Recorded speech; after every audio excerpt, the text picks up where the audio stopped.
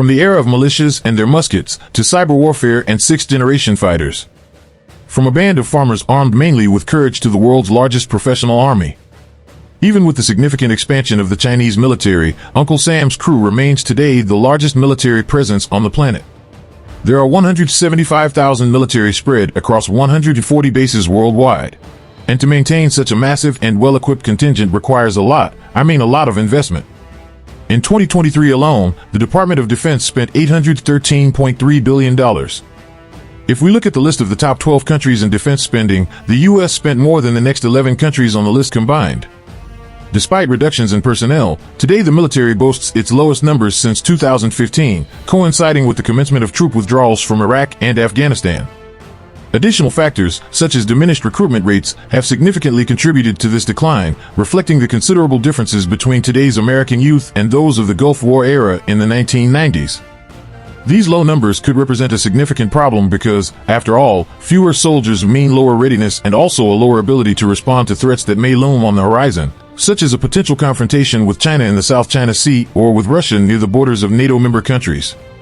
However, at the same time, greater advancements are happening every day. Ships that require fewer crew, tanks with automatic reloading systems, and a focus on drones, where just one operator can launch dozens of devices. But even with these reductions, the numbers are impressive.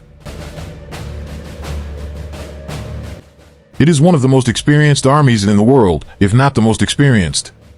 Besides the two world wars in the last century, the U.S. Army fought in the Korean War, Vietnam, the Gulf War, Afghanistan, and then again in Iraq, as well as, of course, participating in various actions against terrorists and other isolated actions in the 140 bases scattered around the world. Among its ranks, we have the very famous Special Operations Groups, such as the Green Berets, the Rangers, and Delta Force. It is also one of the most well-equipped armies in the world.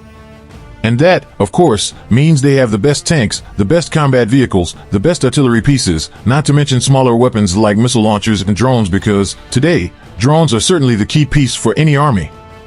I don't want to dwell too much on this point, but in 2018, there was a major battle between Armenia and Azerbaijan, and it was quite clear that a handful of drones worth hundreds of dollars each is totally capable of destroying entire columns of tanks that cost millions.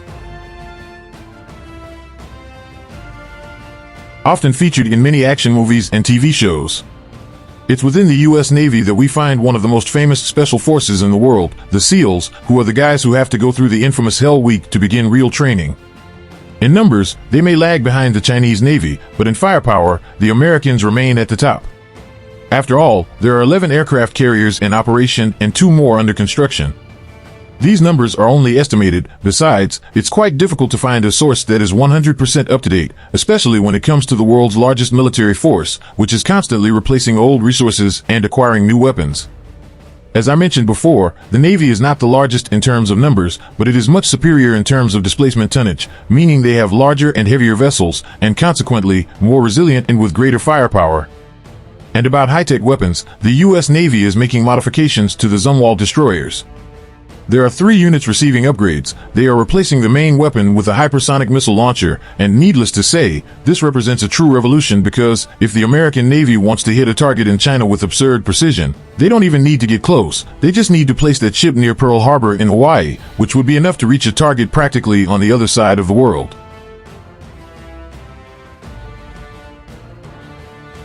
Okay, we've covered land, we've covered sea, now it's time for the air. Let's talk about the United States Air Force, one of the most advanced and powerful in the world, superior even to the mighty Royal Air Force. Since the end of World War II with the arrival of aerospace scientists from Germany, the United States has been at the top of the hierarchy when it comes to fighter technology and other types of aircraft. Another great milestone of the U.S. Air Force was a joint operation in Operation Desert Storm during the Gulf War, which was the last major battle of our time and the largest aerial attack in human history. There were about 100,000 sorties that dropped almost 90,000 tons of bombs over 42 days. Apart from the destruction of Sodom and Gomorrah, this was certainly the greatest rain of fire that humanity has ever witnessed.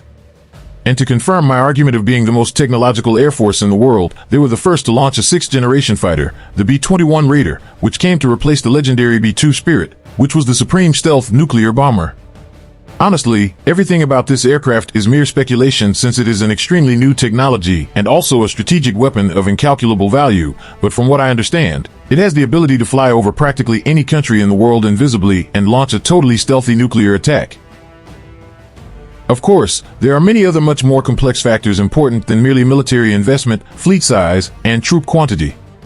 Other factors such as research, intelligence, counterintelligence, and espionage are what really give strength to these military actions to be surgical and increasingly used efficiently and without creating unnecessary repercussions. But more important than that, having a huge, well-trained, and well-prepared army is in itself the ultimate deterrent. Because when a potential opponent glimpses a terrible army and calculates the costs of combat, usually the battle doesn't even happen. Which is much more productive for everyone. War is only cool in movies, series, and Tom Clancy's books. In the real world, war is hell, and no one in their right mind wants to go through hell.